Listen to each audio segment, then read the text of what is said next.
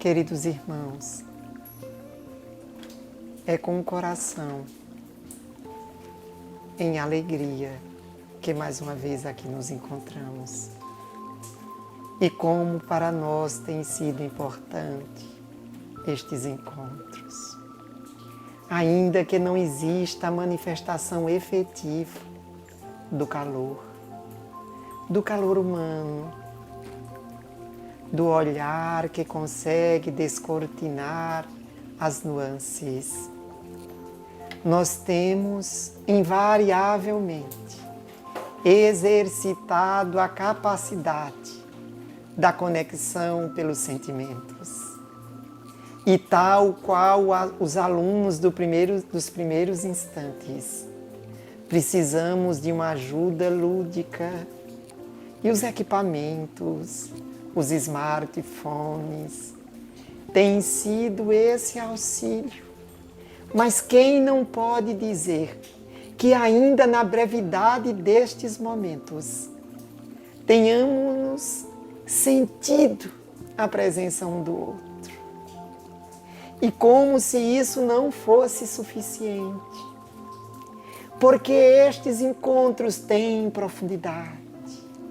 E esta profundidade, ou esta luarização, dentro de uma simbologia, porque ainda há muito de sombras em nossas almas, e as luzes que neste momento nos iluminam não são conquistas nossas. Assim como a Lua, o satélite natural, não tem luz própria, mas quando o sol prorrompe, nela se espelha. A nossa mente transcende. E porque esta semana que passou, nos lembramos dos enamorados, a lua faz o que de há melhor em nossas almas, vem à tona. Na brevidade destes encontros, conectados pela internet, com a ajuda dos smartphones, mas antes de tudo, sobre os liames do Evangelho, temos nos sentido jungidos, conectados pela alma.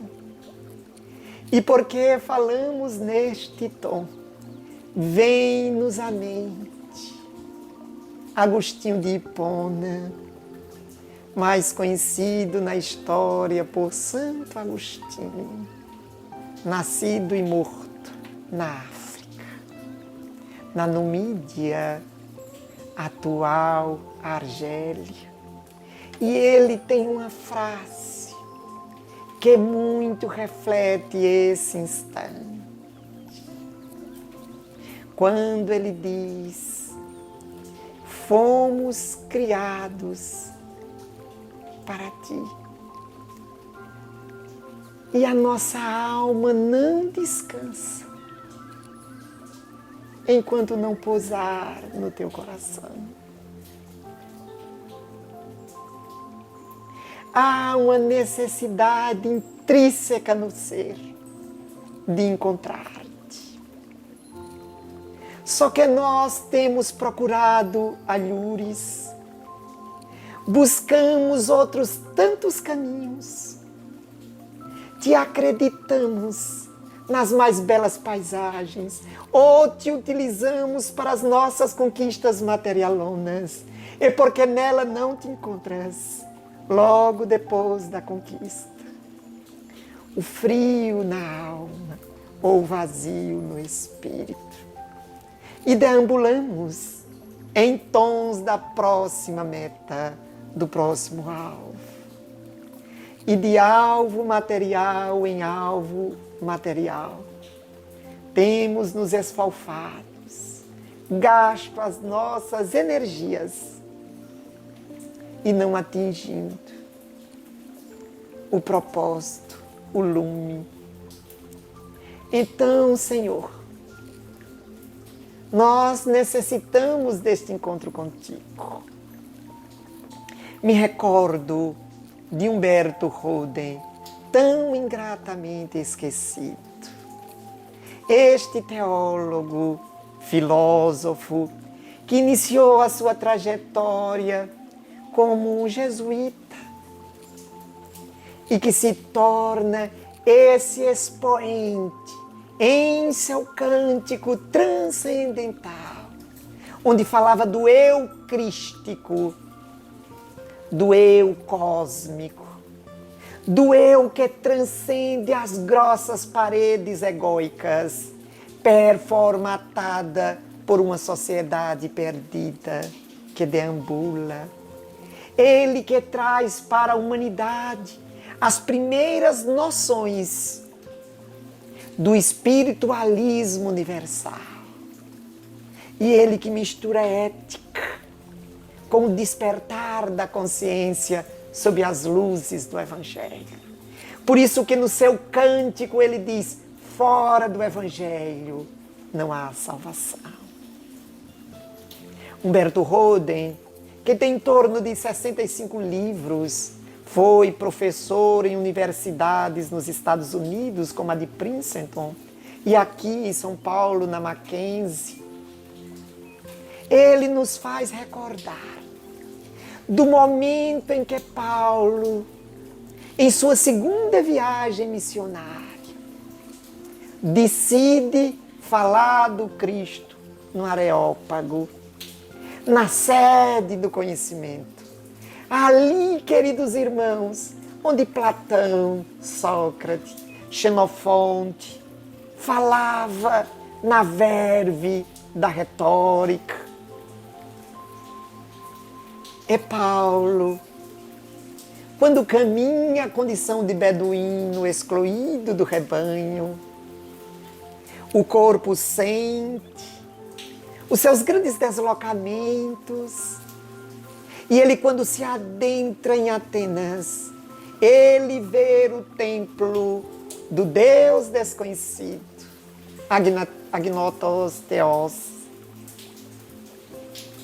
E ele vê as oferendas, onde provavelmente ali teria surgido, a partir de Cílon de Atenas, aquele que fora campeão das Olimpíadas e sofre, por conta do seu movimento, uma revolta e tem sua vida ceifada.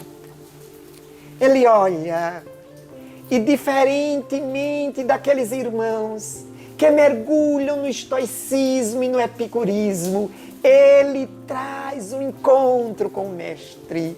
E apesar das suas vestes sofridas e rotas, os seus olhos espelham a luz da conquista que fizera no sofrimento necessário para mortificar o homem antigo e o homem novo brotar. Humberto Roden narra, e nós vamos encontrar essa mesma citação em Atos dos Apóstolos, no capítulo 17.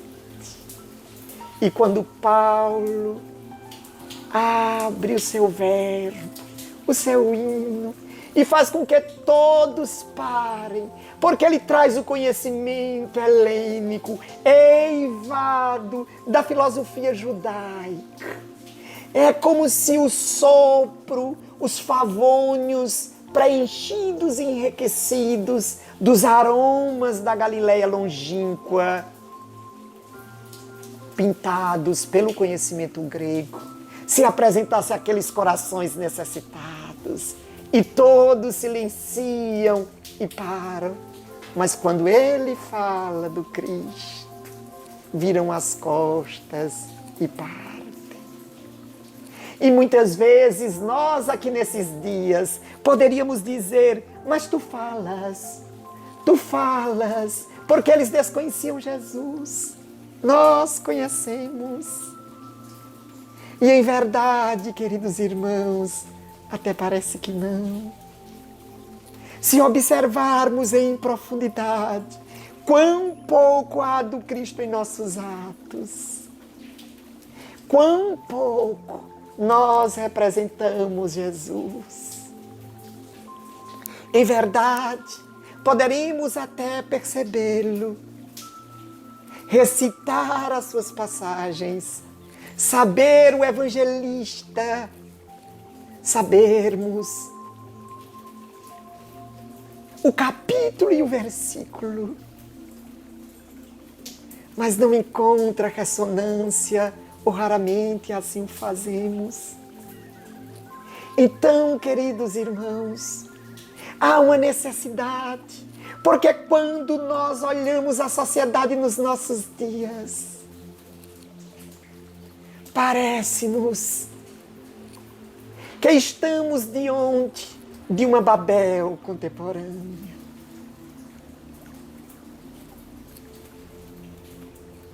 Deixa-nos contextualizarmos, porque quando nós falamos da Torre de Babel, estamos falando das antigas Escrituras. Em verdade, do primeiro livro da biblioteca, a que chamamos de Bíblia.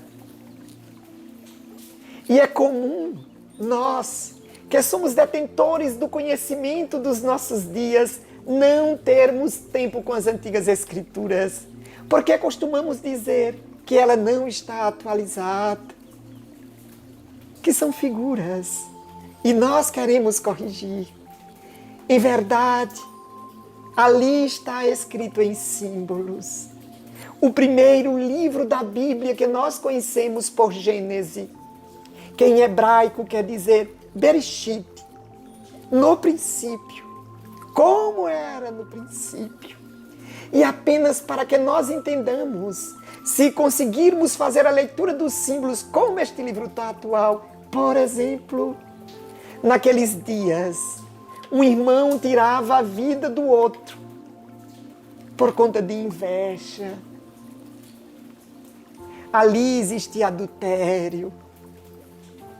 Ali existiam crimes. Se isso não estiver ultrapassado, ainda temos muito que aprender com a Bíblia. E muitas vezes somos nós que não sabemos fazer a leitura. Por exemplo, nós costumamos dizer, mas está certo de que não poderia ter existido um dilúvio para destruir todo mundo. É porque nós fazemos a leitura bíblica pelo intelecto e não pelos sentimentos. O que é mundo? Qual é o teu mundo? Para uma mãe que tem um filho único e após uma separação, a briga na justiça pela guarda da criança, o seu mundo é o filho. E se ela perde esse filho, seja por conta de um processo trazido pelo pai, pela família do pai, seja a morte, o mundo dela se acaba. Está dentro de um sentido figurado, para que tenhamos uma ideia.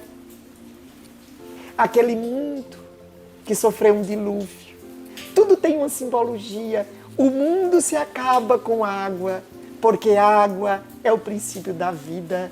Nós voltamos ao corpo físico no líquido amniótico. É a água que faz despertar a árvore adormecida na semente, ainda que numa cova escura. Noé tem 3 filhos, Sete, Cã e Jafé. E tem 3 filhos porque naqueles dias eles conheciam 3 partes do mundo. Uma parte da Ásia, uma parte da África e uma parte da Europa. Ali cada filho representava o ser humano recomeçando, porque enquanto existe uma pessoa acreditando em Deus, Ele reconstrói o mundo. Se naqueles dias eles já conhecessem a terra como nós conhecemos, se é que nós estamos ainda conhecendo, com 5 porções de terra, 5 seriam os filhos, é uma simbologia. E a Torre de Babel vem logo após o dilúvio, em passos concatenados. O mundo está um desalinho, aquela parte do mundo que seria o celeiro das sementes do reino de Deus. E dali o Senhor tira uma família que representaria esta vivência. A Torre de Babel está a partir do capítulo 11, onde os homens, em dado momento, aquela pequena civilização diz que iriam construir uma torre tão alta para chegar aos céus. Eles chegariam aos céus para disputar com Deus. E porque ali não tem pedras, eles fazem tijolos. E porque não tem cal como argamassa, eles trabalharão com betume, a dizer, nós não precisamos de Deus. E começam a construir, até que Deus debruça o olhar, e vendo a arrogância dos homens, faz com que cada um fale um idioma diferente e se perde. Onde nós poderemos encontrar isto nos nossos dias. Nós entenderemos nos nossos dias esse movimento a que nós chamamos de secularização, onde a ciência faz com que Deus não seja necessário. Livros existem dos autores contemporâneos dizendo de que não há uma necessidade de Deus. E parece que nesses dias que estamos vivendo, Deus soprou e a autoconsciência começa a promover esse mergulho, porque nós estávamos sendo ou pensando em ser autossuficientes. E de repente chegamos à conclusão que de nada sabemos.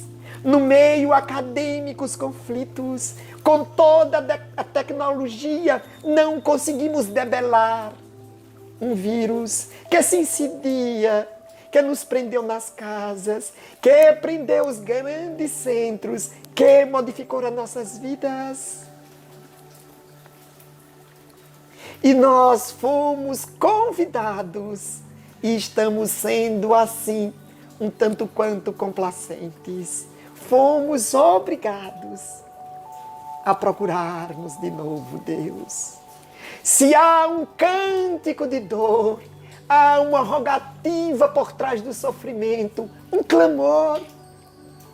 E o homem voltou a buscar Deus.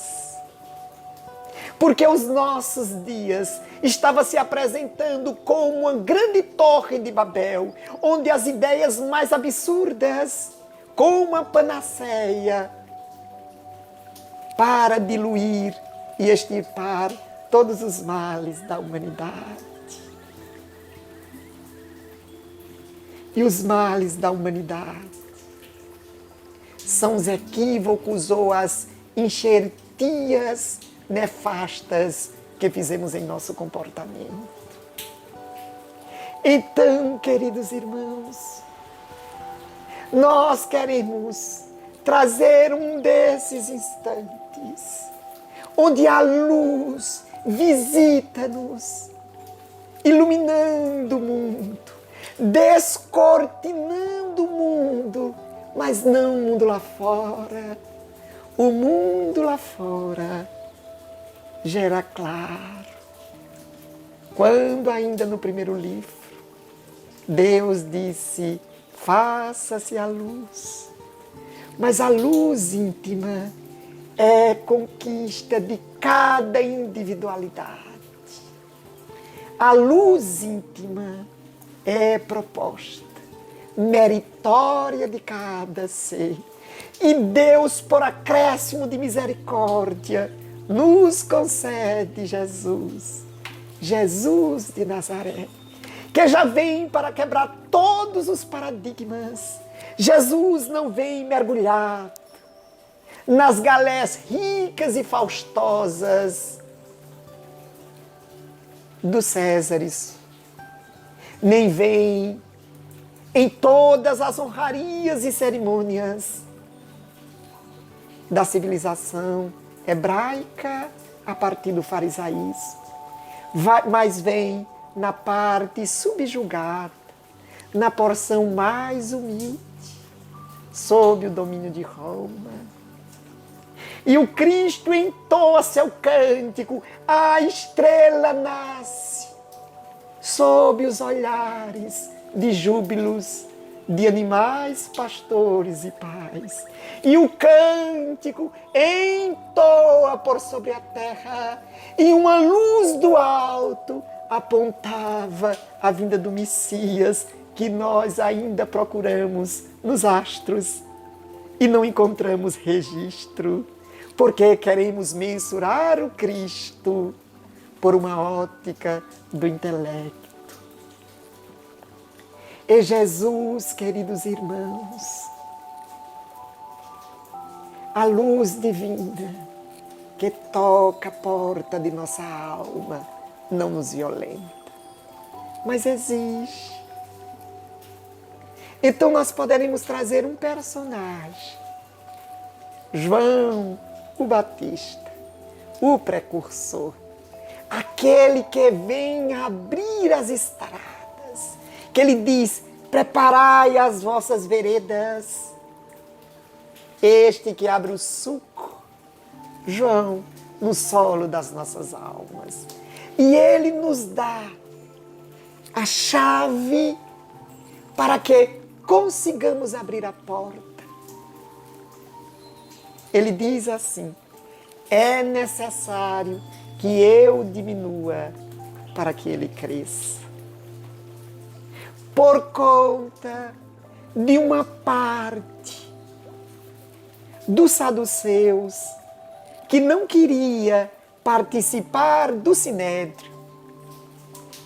Essa parte cria uma comunidade chamada Essênios, e esta comunidade falam de 2 Messias e começam a acreditar que João, o precursor, seria um dos Messias.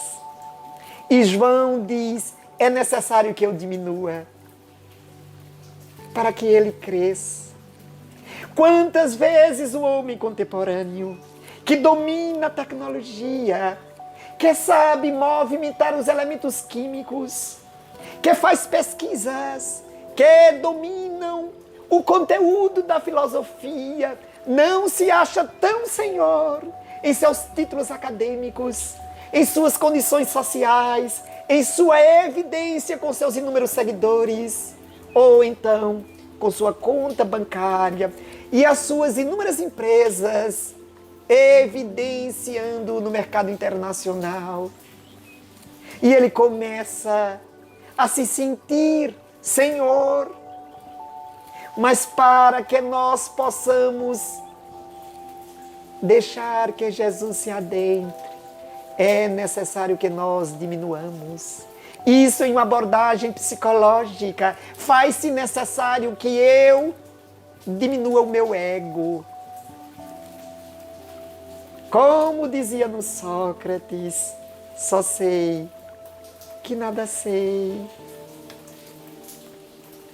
Se nós soubermos que, em verdade, só uma coisa nos importa e que estamos ensaiando os passos, talvez nós consigamos sintetizar no Evangelho de Lucas. Nós gostamos de apresentar o Evangelho de Mateus, porque Mateus apresenta um Cristo à condição de rabino de Israel. Lucas, que nós temos mais intimidade, nos apresenta já Jesus dentro de uma enxertia helênica. Segue os passos, seguindo a construção dos nossos pensamentos. E, em verdade, o Evangelho de Lucas, ele narra o deslocamento do Cristo até Jerusalém. Em Lucas, Jesus vai uma vez a Jerusalém. É todo o deslocamento do Cristo para Jerusalém.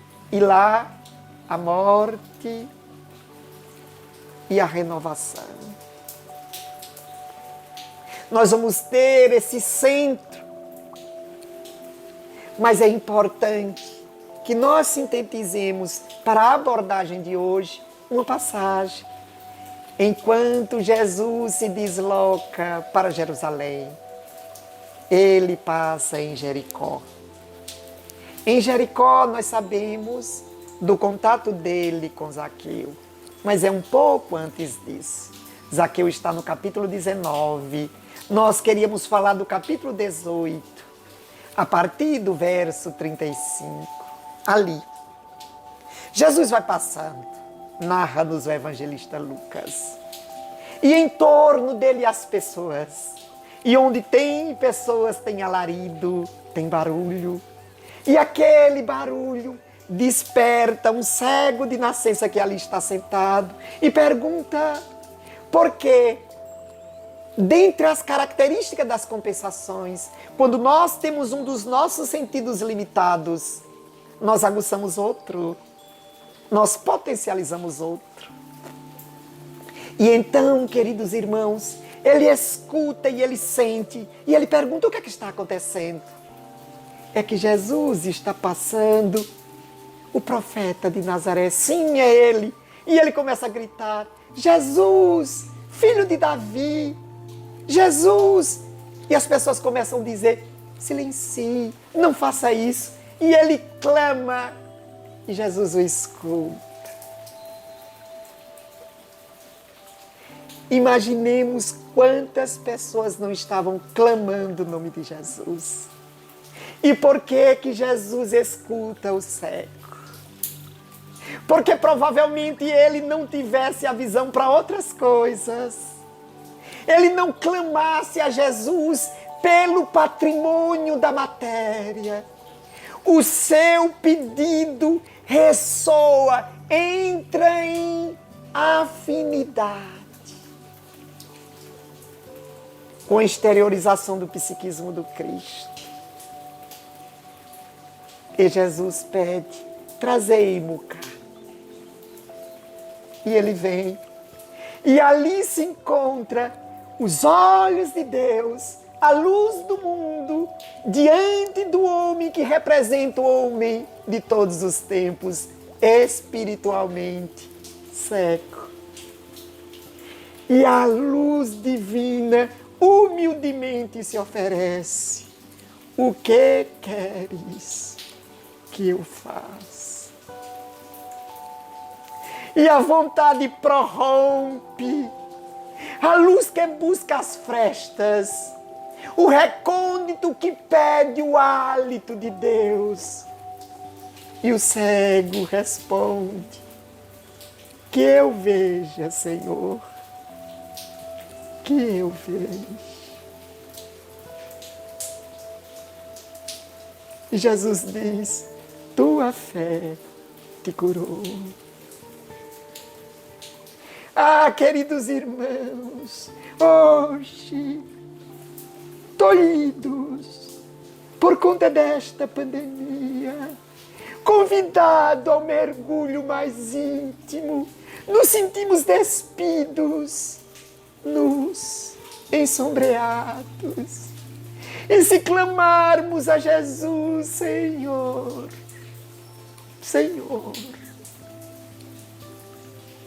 dá-nos a luz, porque temos percorrido inúmeros caminhos e descobrimos. Nós sabemos a composição da matéria táctil, nós sabemos a velocidade da luz, nós conseguimos inibir o clima,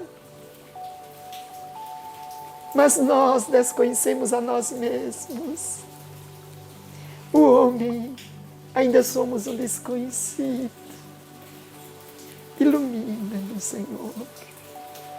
O cântico de Jesus, a sua oferenda singela e profunda, busca todas as consciências dispersas nas mais distintas camadas sociais, em qualquer que seja o seu movimento cronológico.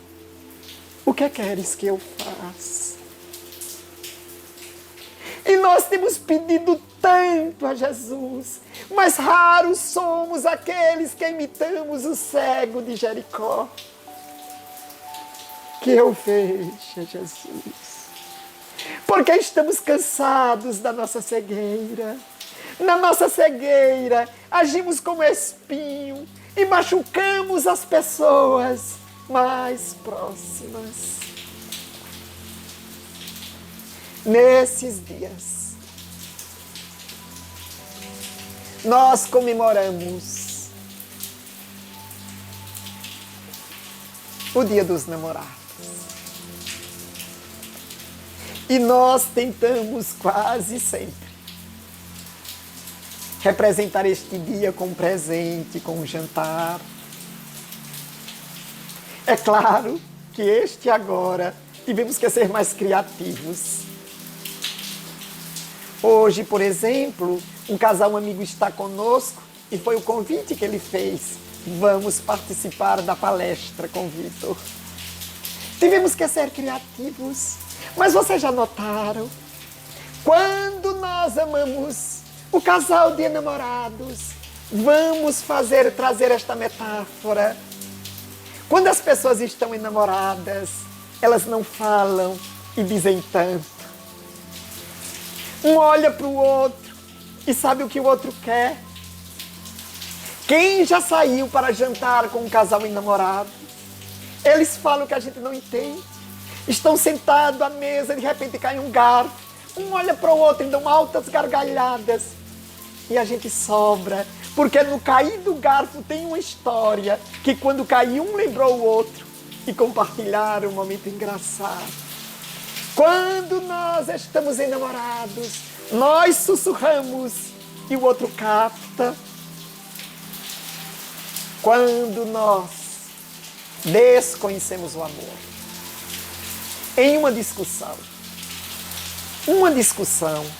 é como se nós estivéssemos colocando uma parede no meio de nós. Quanto mais alto gritamos, mais um tijolo colocamos. Por isso que a gente grita, o outro grita e ninguém escuta. Porque nós temos que fazer esse mergulho íntimo. O ser humano dos nossos dias conquistou o mundo exterior, mas não conquistou o mundo íntimo. Percebamos. A gente se enamora de uma pessoa e a gente começa o processo da conquista.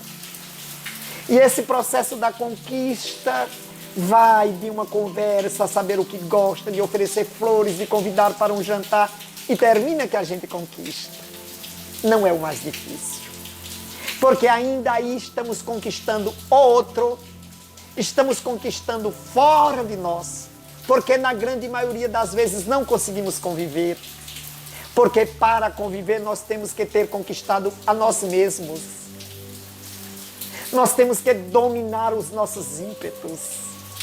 E o convívio exige. E que foi que o ser humano dos nossos dias fez? Ao invés de tentar se modificar e se controlar, ao invés de conquistar a si mesmo, ele, porque assim não faz, tenta modificar o relacionamento. Casamento é proposta divina. Porque o casamento existe renúncia. Renúncia é combate ao egoísmo. É você deixar de se ver primeiro. Então, nós quase sempre seguimos o modelo trazido por Simone de Beauvoir e por Sartre, que eles se encontravam nos momentos que eram interessantes, depois cada um nos seus cantos. Se fosse nos dias de hoje, eles ficavam sem compromissos, porque para conviver é preciso a gente se conquistar. Autoconquista, ou como dizia Humberto Roden, descobrir o Cristo íntimo, o eu crístico, descobrir o eu cósmico. Cosmos é o oposto do caos. Caos é a desordem, cosmos é a harmonia. Nós precisamos, por vezes, nos desconstruirmos na experiência trazida há algum tempo atrás, onde mostrava que para que chegamos a uma estrutura, nos dizia essa experiência de Bernard, que para trazermos uma estrutura mais sólida, precisamos passar por um caos. Esse caos é a desestruturação de uma construção equivocada para que entremos no cosmos, na harmonia. É o que estamos passando agora. Estamos passando por um caos, desconstruindo o homem que se construiu fora dele. Se formos observar, temos encontrado dificuldades do convívio. Por que os casais estão com tantas dificuldades de se relacionarem? Porque não viviam em família, viviam ausentes o tempo todo, só chegavam para dormir e no final de semana uma viagem em uma visão exterior, literalmente, não a visão da harmonia, de saber o que oferta, o que tem. Quando se tirou a condição de compras, a condição do mundo exterior, começaram a descobrir as incompatibilidades. Este é um momento muito rico, porque nós estamos descobrindo a nossa necessidade desse autodomínio. Descobrirmos o Deus em nós. Precisamos tirar as vendas da nossa alma. A mitologia grega narra a história de Anteu. Anteu é o rei da África, filho de Netuno com a terra. E ele desafia Hércules, aquele que promover os 12 trabalhos para um desafio no deserto da Líbia. E Hércules assim o vai, e começa o grande embate. Todas as vezes que Hércules estava dominando Anteu, ele tocava no solo, e quando ele tocava no solo, ele se refazia e voltava mais fortalecido. E Hércules então entende que ele, sendo o filho da terra, todas as vezes que ele toca a sua mãe, ele se fortalece. Então, para controlá-lo e dominá-lo, Hércules o suspende do solo e o apreende. A história é simbólica. A quem nós tocamos, porque dentro de nós existem dois lobos em conflitos. Um lobo que promove o bem, que nos enaltece. Um lobo que fala da nossa condição instintiva, agressiva, da fealdade de nossas almas. Que lobo nós alimentamos mais? A doutrina dos Espíritos. Através do Evangelho segundo o Espiritismo, não somente nos trará a mensagem do Cristo, mas tocar-nos-á o nosso espírito a partir da caridade. E a caridade promove o encontro do ser com sua essência, para que ele consiga perceber o Deus que dormita. É a caridade que faz com que nós despertemos para a verdadeira felicidade. No exercício da caridade, nós começamos a alimentar o Deus em nós. E como isso modifica a trajetória da humanidade. Porque quando o indivíduo começa a promover o bem, espargir a paz, ele começa essa viagem interior que invariavelmente o levará à plenitude. E plenitude é o mesmo que felicidade no dicionário dual. Jesus, queridos irmãos, conclama, ele de novo paz, como passou diante do cego de Jericó, o barulho ensurdecedor dos que buscam Jesus. Mas quando nós exaramos o pedido de nossa alma, quando somos verdadeiros e profundos, Deus nos procura. Deus, através do Cristo, chega até nós. E eu me recordo de uma história nos dias de Jesus, trazida pelos amigos espirituais, em uma noite singela de trabalho junto aos sofridos. Narra o irmão que em uma pequena casa, no caminho de Cafarnaum, uma viúva com o coração em angústia tinha sua única filha,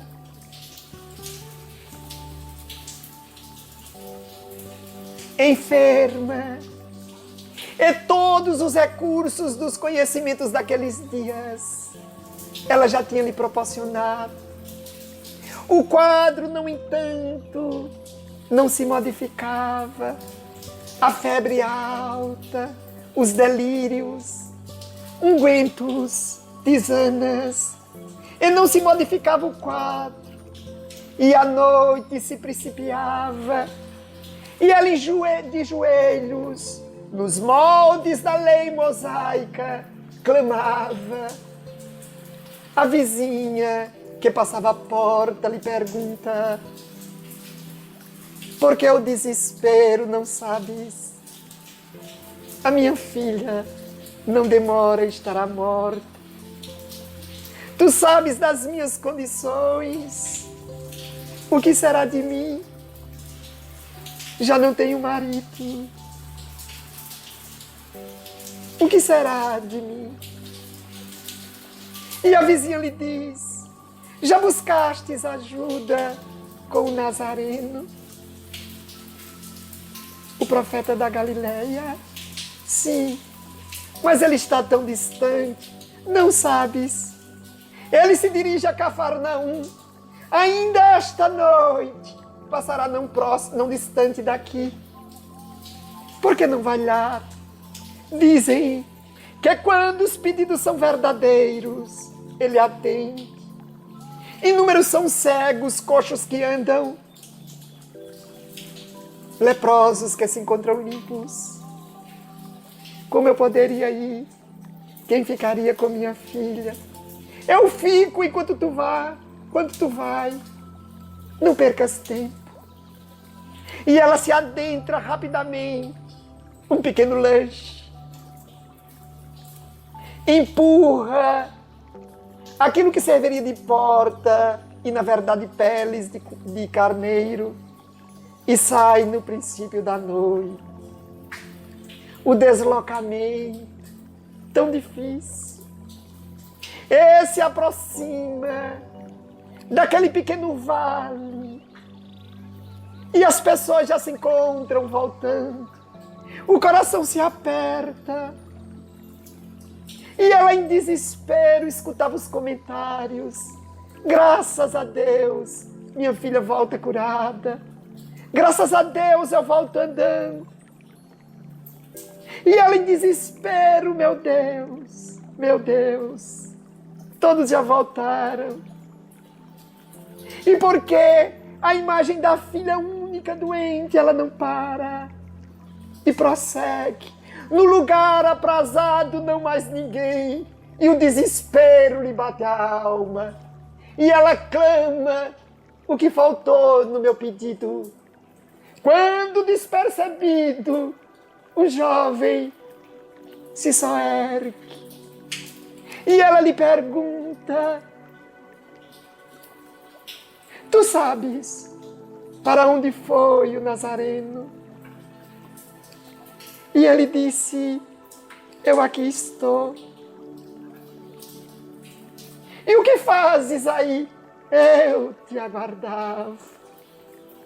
Em verdade, eu vim para cá, porque o Pai pediu para que eu viesse. Enquanto eu te esperava, curei os outros que aqui chegaram. Porque Deus, nosso Pai, sabe das nossas necessidades antes mesmo de nós pedirmos. Ela é constrangida pelaquela exaltação de confiança. E uma luz indefinível lhe chega ao coração. Ela tomba de joelhos e chora de alegria. Quer abraçá-lo, beijar-lhe os pés. E ele lhe diz, agradeças ao Pai, porque tudo vem dele. Eu sou apenas o dispensador de sua vontade. Ela volta em desespero, mas quando os passos são dados e a noite volta a lhe envolver a alma, e ela diz, mas eu nem pedi para que curasse a minha filha. Meu Deus, e agora eu vou para casa? Ou eu volto a procurá-lo? Tão envolvida com aquela figura majestática, de uma beleza indefinível, a falar de Deus, como se fosse um Pai tangível, que eu nem lhe pedi pela minha filha, mas ele disse que já me aguardava. Na dúvida e na necessidade, volta, mas seus passos já não são tão entusiasmados. De longe ela vislumbra o seu casebre, as luzes bruxuleantes da candeia de barro. O coração lhe aperta e ela fica pensando como estará minha filha, quando de repente, ao se aproximar, ela vê que uma mão empurra aquela espécie de cortina e a filha se apresenta à porta e lhe grita, mãe, mamãe, onde estava? E ela, embalada, grita-lhe, filha, filha, já estás curada. Oh, mãe, passou por aqui o homem que você pediu ajuda e pediu para que eu lhe aguardasse na porta da entrada. E a mãe de joelhos abraça a filha.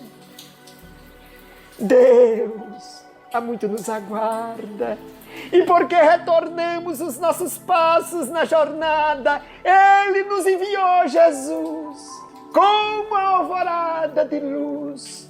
Mas porque depois, de novo, nos envolvemos na sombra dos nossos erros, Ele nos emanou a doutrina espírita com as luzes profícuas da caridade, que lucidamente toca as jazidas do nosso espírito, para que nunca mais se faça noite.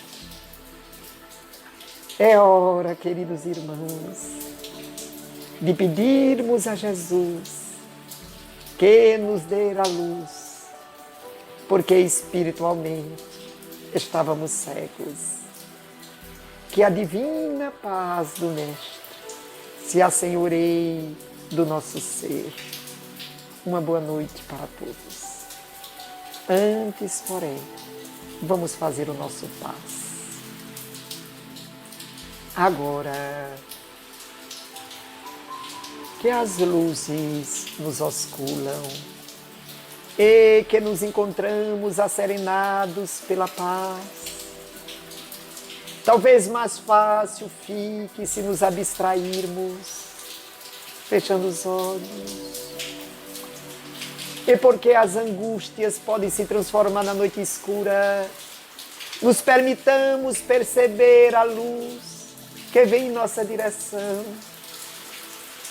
E essa luz nós já conhecemos, Jesus, vinde, invade-nos, preenche-nos, para que contigo no Espírito não mais titubeemos e os nossos passos invariavelmente nos leve à plenitude espiritual.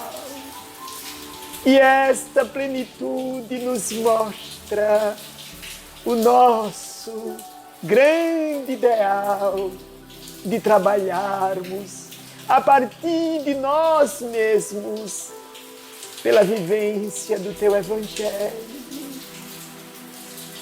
E o Teu Evangelho em nós é portal que nos leva ao próximo, que é o grande fanal existencial.